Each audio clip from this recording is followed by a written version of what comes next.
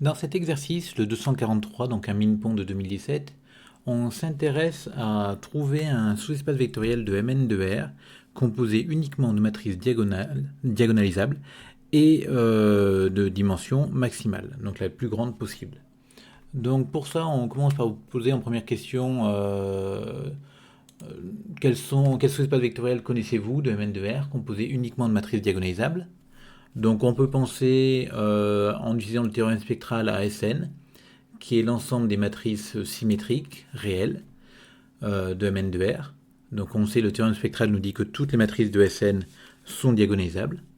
On peut aussi penser à l'ensemble des matrices diagonales, tout simplement, qui sont bien les matrices diagonalisables, mais a priori Sn sera un meilleur exemple pour la suite de l'exercice. On vous demande ensuite d'en déduire un minorant de la dimension de f si f est un sous-espace vectoriel de Mn de R ne contenant que des matrices diagonalisables de dimension maximale. Alors comme ici on a un exemple d'un sous-espace vectoriel de Mn de R dont toutes les matrices sont diagonalisables, qui est de dimension n plus 1 sur 2, si f est de dimension maximale, il est automatiquement de dimension plus grande que la dimension de Sn. Donc du coup, la dimension de f doit être supérieure ou égale à la dimension de Sn, c'est-à-dire à nn plus 1 sur 2.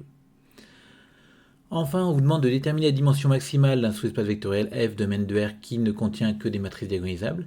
Donc là, on a trouvé un minorant. Ce qui serait agréable, c'est de montrer aussi que c'est un majorant. Donc pour ça, on va s'intéresser à un autre sous-espace vectoriel particulier. Donc on va prendre Tn, le sous-espace vectoriel des matrices triangulaires supérieures à diagonale nulle, donc des matrices triangulaires supérieures strictes. Et donc on va prendre f, un sous-espace vectoriel de Mn de R de dimension maximale.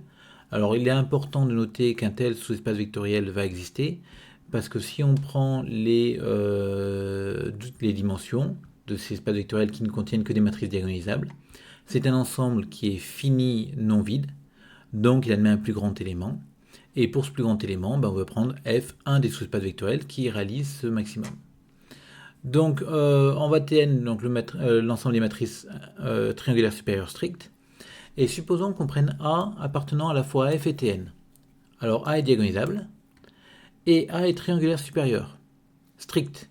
Donc ses valeurs propres se lisent sur la diagonale, et donc sa seule valeur propre est 0. Et donc comme A est diagonalisable, elle va être semblable à une matrice diagonale avec sur sa diagonale que des zéros, vu que sa seule valeur propre c'est 0. Donc en fait A est semblable à la matrice nulle, donc A est nul.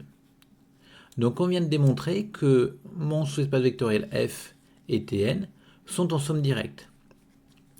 Donc à partir de là, on sait que la dimension de f plus Tn est égale à la dimension de f plus la dimension de Tn. Or, la dimension de Tn, ça va être nn-1 sur 2. Alors pour voir ça, on peut remarquer qu'on a une base naturelle de Tn, qui serait la base EIJ, où 1 plus petit que i, strictement plus petit que j, plus petit que n, où EIJ est la base canonique de Mn de R. Donc on prend que les éléments EIJ pour les qu'ils écrivent avec un 1 strictement sur la diagonale, et il y en a n-1 sur la première ligne, n-2 sur la deuxième, jusqu'à 1 sur la n-1e ligne, et donc en tout ça fait bien nn-1 sur 2. Donc du coup, comme on a f plus tn qui est inclus dans Mn de R, la dimension de f plus tn est inférieure à la dimension de Mn de R. La dimension de f plus tn, c'est la dimension de f plus la dimension de tn parce qu'ils sont en somme directe.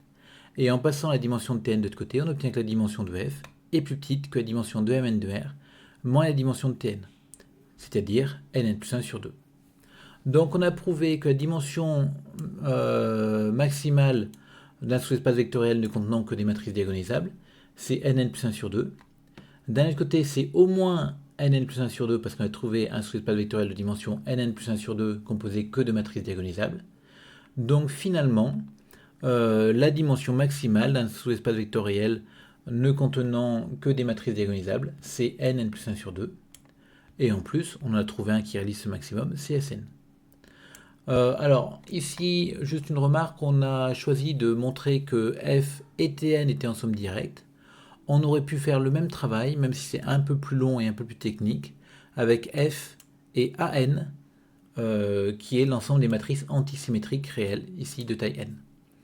Donc vous pouvez essayer de le faire, démontrer que f et an sont bien en somme directe.